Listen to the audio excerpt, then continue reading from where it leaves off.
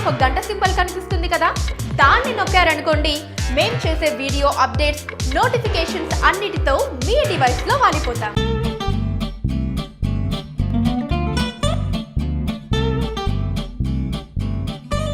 నందమూరి బాలకృష్ణ ఈ ఏడాది సంక్రాంతికి తన 100వ సినిమా అయిన గౌతమిపుత్ర శాతకర్ణి సినిమాతో మన ముందుకొచ్చాడు. అయితే ఈ సినిమా క్రిష్ డైరెక్షన్ లో చేయడం, ఇక ఈ సినిమా తెలుగువారి పురాతన చరిత్ర కావడం, అలాగే కథ కూడా ఎవరికీ తెలియకపోవడంతో అభిమానుల్లోనే కాకుండా సాధారణ ప్రేక్షకుల్లోనూ ఈ సినిమాపై ఆసక్తి కలిగింది.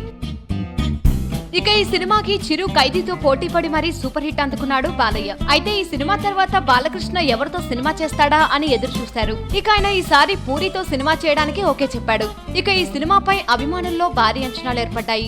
అయితే ఈ సినిమా లాంచ్ చేయడం కూడా జరిగింది. సినిమా సెప్టెంబర్ లో రిలీజ్ చేస్తానని చెప్పడం కూడా జరిగింది.